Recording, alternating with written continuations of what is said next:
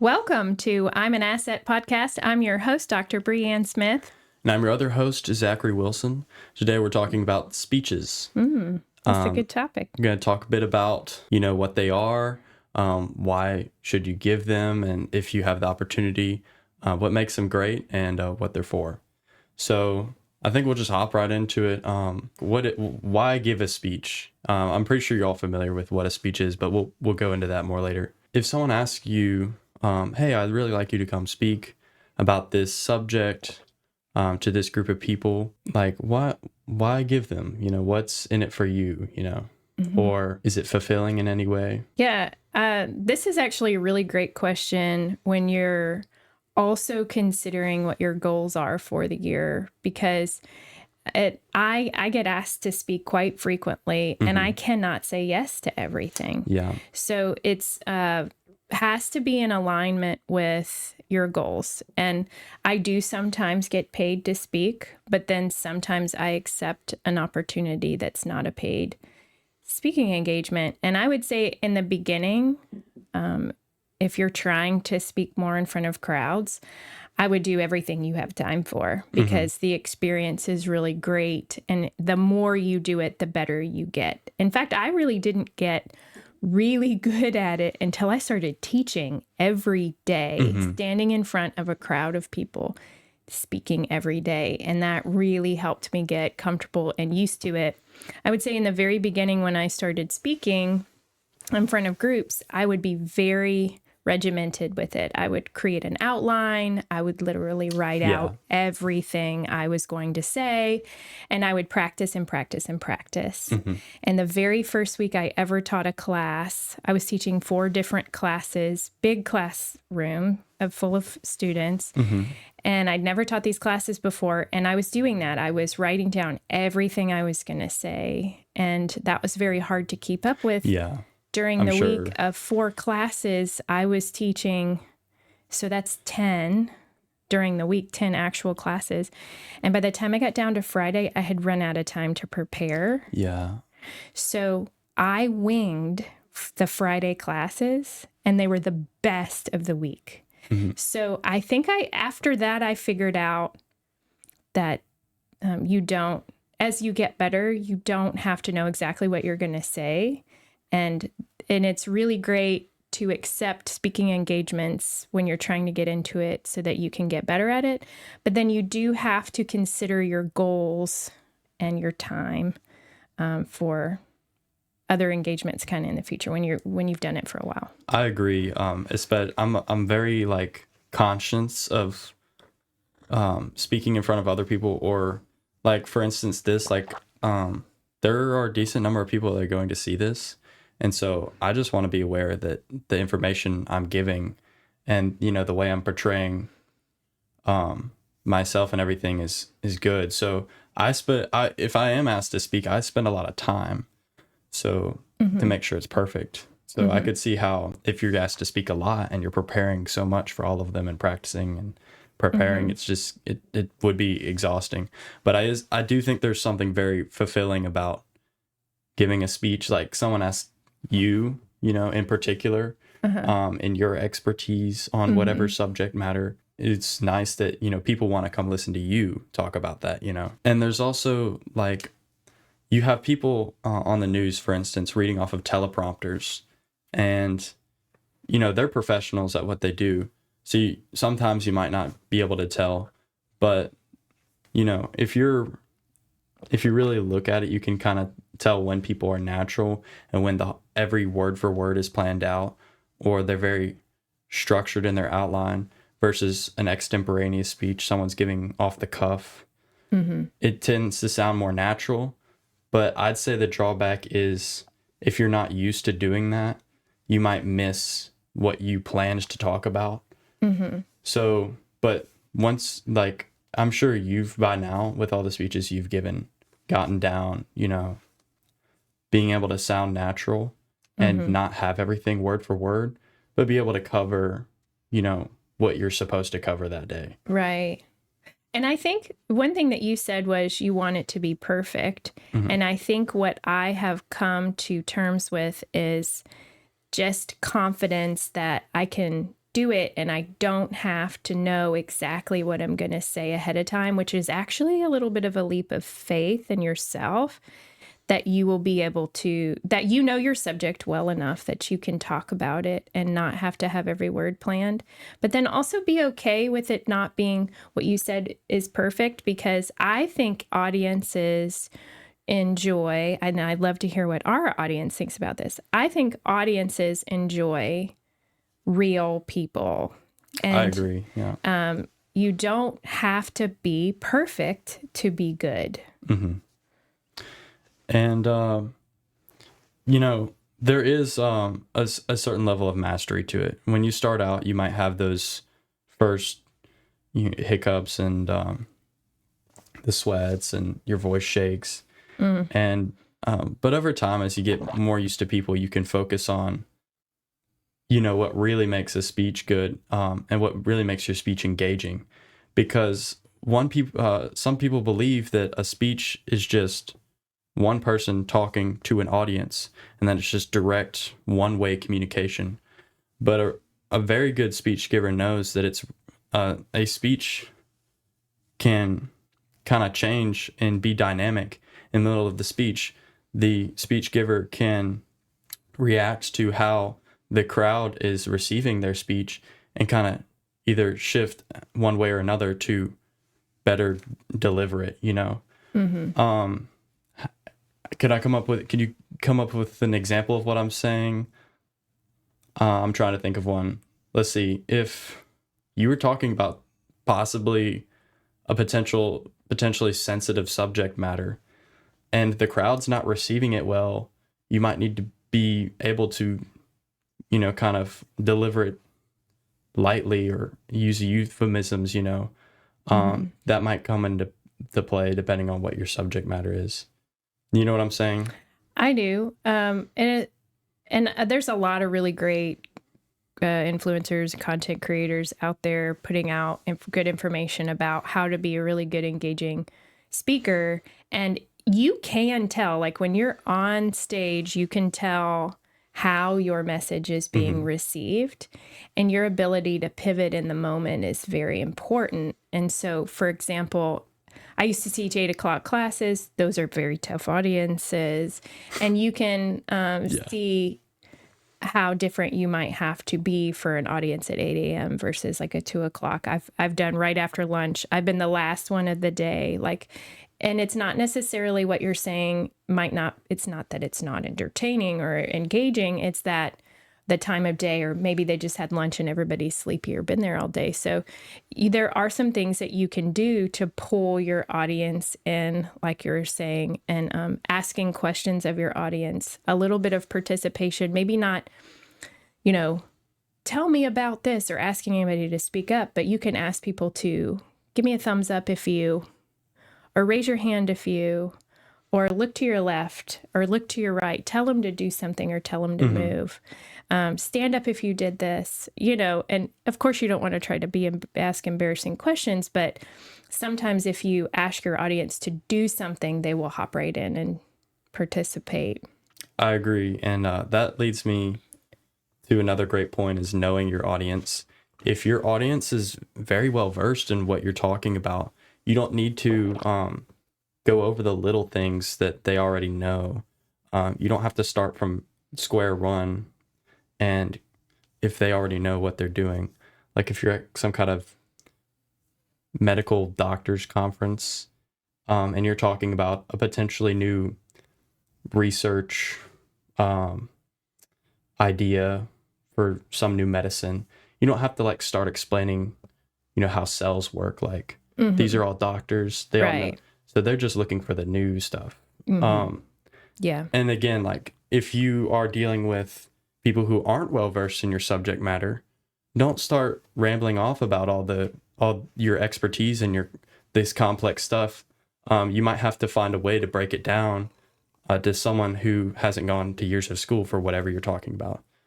And that also kind of leads me into our next point, which is what kind of speeches are there? There are different kinds of speeches. The examples I gave there was more in the context of an informative speech, but you also might be giving a commemorative speech at a celebration or a funeral Or graduation. or graduation. There's also demonstrative speeches. You might be just showing a group of people how to do something. You might just be telling a group of people what something is. You might even be recommending some product to a group of people. That's kind of like a commercial or an infomercial. It's like a speech. And you might not realize it, but speeches are kind of everywhere. Yeah.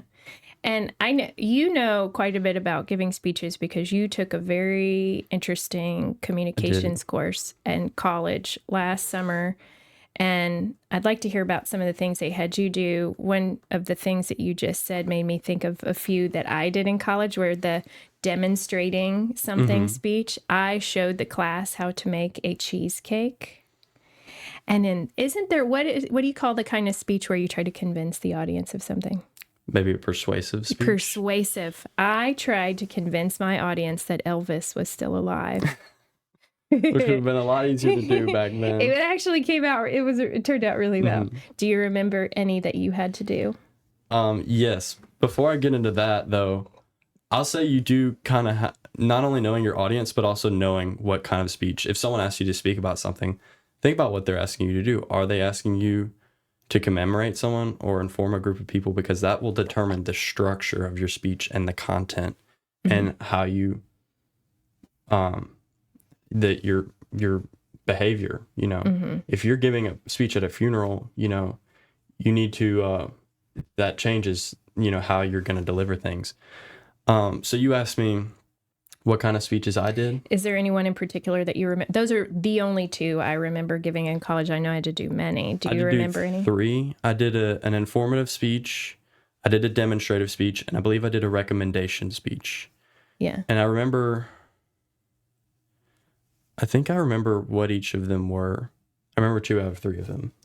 So my informative speech, we'll just go for this. So my informative speech was about the history of chess. And I kind of mixed in why chess is just really amazing, because obviously chess is thousands of years old. If it's still around today, still competitive today, there has to be something about it. So I talked about some really cool stuff about chess.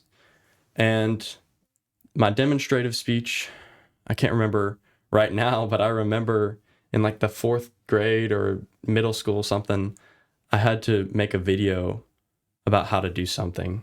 I think I had a public speaking class in 7th grade was what it was. And I had a demonstrative speech. For some reason, I can remember that one, and not the one I did last summer. Yeah. But I made a video about how to make a paper ninja star. And in 7th grade, my camera was literally just pointing at my desk. You could only see my hands the whole video. You could hear me talking. But in hindsight, you know, now then I've learned, you know, people want to see your face, and they want to see gesticulation, you using your hands and being engaging, and just having your camera face at a desk the whole time might not be, it might be informative, but not engaging.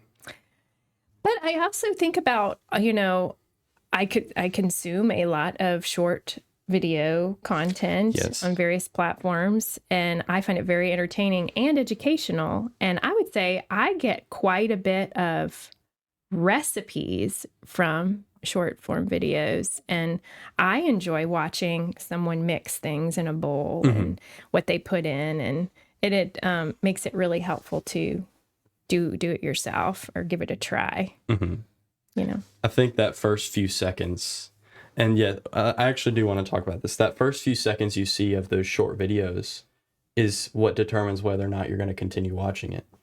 Is whatever you're saying, how do I say this, is your first impression captivating? Because giving a speech is kind of like an essay where the content is broken down in like a claim, evidence, and analysis, to where you're reasoning why the evidence backs up your claim. Speeches are like that, especially if you're giving a persuasive speech and you're trying to convince someone of something. You're using lines of reasoning. But before you get into any of that is a whole introductory section. And that's very important because, you know, people, it's not typical to like become engaged in the middle of the speech. If you ask me, I think it's like as soon as they start talking, you either lost me or I'm with you, you know? Mm-hmm. So do you want to talk about that for a second? Yeah, I think what maybe TikTok or Reels would call it is the hook. The hook, yeah. And if you don't have people in the first millisecond of the video, they're already moved on to Because it's something just else. the swipe of the finger. Yes. But in the speaking area, it's also very important how you begin. And I think this is an area, if you just tried to improve your speaking ability, if you just worked on how you started, you could massively improve the audience's attention and what they learn. So I often start off with a story, and I'm always hopeful somebody else does the introduction whenever, because I never like to start with, "Hi, I'm Brianne. This is what I do, da, da, da." You've already lost everybody. I always start off with something like, I have a client who has this situation, and I tell the whole story of what happened. And by the time I get to the end of the story, then everybody's like, "What happened?" You know, what happened in the end? And then there's a moral to that story. And then we start breaking down what we're going to learn today related to that. Or you can start off with some kind of analogy. I actually did a little speaking engagement last week where I brought a box. And I started off just talking about this box. And everybody was like, "What is this box?" And then the whole thing that I talked about really was, you know, our concept of personal capital, and I'm an asset. And so I related you being an asset to how you would treat this box, the asset, versus you, the asset. And so how you begin is very crucial. Yeah. So I'll give a little bit of a structure for people who like an order to go down. This is what they gave me in college, if I remember correctly. Was first you start out with a very brief introduction, because they're mainly there to learn about whatever you're talking about, not about you. So I might say, "Hi, my name is Zachary Wilson. I'm blah, blah, blah. I'm 18 years old." And then I might list a hobby or something that gives better insight into kind of who I am, or just, you know, something, a fact about me related to the speech, just a brief introduction. And then you have your kind of thesis almost. You give a little bit of, today we're talking about this and this. And that's lets people know, you know, I came to the right place, I guess. And then, it is like a thesis. You do want to give like a, what do I say? Like a step by step, an ordered list of what you're going to talk about. In the classroom, we call those learning outcomes. Like, here's what, in fact, if you ever have a professor give a speech, or at the beginning of a class, they always say today, here are the 4 things I want you to learn today. And that's something that you could think about it like what you want. You could break it down in what you're going to learn today or from this speech. I like that term, learning outcomes. And that bleeds right into the next point, which is relatability. What about this speech is relatable to the audience? Why are they there? Is it something they can learn? Is it something they care about? Is it maybe someone they care about? Are they just looking for something new that might be like a recommendation speech, you know? So think about if you were going to spend however long in the audience watching a speech. Think about what you would want out of it. You wouldn't sit there. Some speeches might be entertaining, but you know, what are you spending your time doing? You're probably there to learn something or get something out of it. So really drive that home. Some people, when they're doing persuasive speeches, they're not necessarily informing or teaching an audience about something, but they want to, if they're trying to persuade them of something, they'll go for emotion. They'll say like, this is what will happen to you if you don't use this product, or if we continue to let this kind of climate hazard keep happening, or something like that. They'll try to relate it to you, because that gets you engaged. And then the last thing is kind of like the thesis again. you really just go back into this is what we're talking about. So they really, like I said in the last episode, I like to know what to expect. That keeps me engaged. That keeps me like, okay, this is what I can expect and what we're about to learn about or whatever. Yeah. And then you have some kind of conclusion or summary. Yes, the conclusion's also very important because it's the last thing they hear. You see in essays, conclusions are kind of like the introduction, just repeated. And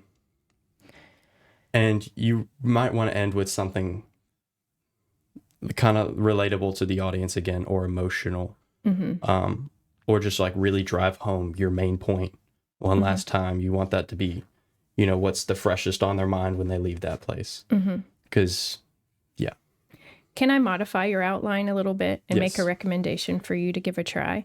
I know that that's what Communication 101 says to do, is what you just said. But give this a try.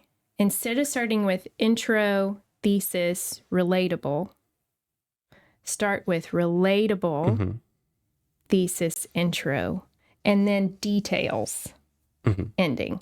So what I mean is you start with the hook, like we just said. You don't start with who you are. You save it. Have you ever seen a short form video like that where somebody already, you're listening to this story, blah, blah, blah, and in the middle they say, I'm so-and-so, I'm a particular coach for this area, and I help people, blah, blah, blah. People don't say that in the beginning because it's a turnoff. People don't immediately really care about who you are. Later, oh, this person really knows what he talks about. But in the beginning, people really want to know, why am I here? And making it relatable first is actually a trick. I should also mention one more thing, which is credibility, which you can maybe interweave in when you're introducing yourself. That's probably when you should do it. It's because people don't only want to know what you're talking about, how it relates to them, but they want to know, okay, are you the right person I should be hearing this from? So if you're talking about personal capital or some kind of, like in your instance, we'll go with you as an example, some kind of self-growth or financial kind of speech. Well, you know a lot about self-growth. If like, how I'll say this, if you can't be an extension of what you're trying to portray, people aren't going to listen to you. Yeah. Like if you're giving a speech about working out and building muscle and staying fit, and you're like obviously overweight by appearance, people are going to be like, yeah, that doesn't really, so the credibility is very important. I agree with you. And that's also another thing is I would just, for anybody really wanting to speak more and be in front of crowds, there's something that you could talk about for hours that you're an expert on. I mean, it could literally be anything. And I would really focus on honing in on that topic and perfecting it and making it better. It's really hard to get good at talking about something you don't know a whole lot about and starting from there. I'm not saying don't talk about things you don't know about, because the research element, like you were talking about, is really important too. But if everybody's got something they could talk hours about, I've got lots of things I could just talk about. And so getting really good at creatively engaging people in those topics is fun. It's really fun. My favorite part is at the end, if you do a really good job and there's a line that forms because people want to talk to you and ask you a one-on-one question. It's never happened to me. That is so awesome. And I live for that. I love it. That is great. And that really would let you know that they took the credibility to heart, because they're like, I want to know more, and I want to know more from you. So that is, that's great. Yeah. I have not had that happen to me yet, but maybe one day. Yeah. I think that about wraps up all the time we have for today, but I do think we got out a lot. And if I ever give a speech, I'll let y'all know how it went, and we can break that down. Good. Maybe. We'll have to get one on the calendar. Yes. Sounds good. Y'all have a fabulous day. Thanks for joining us. Thanks for watching.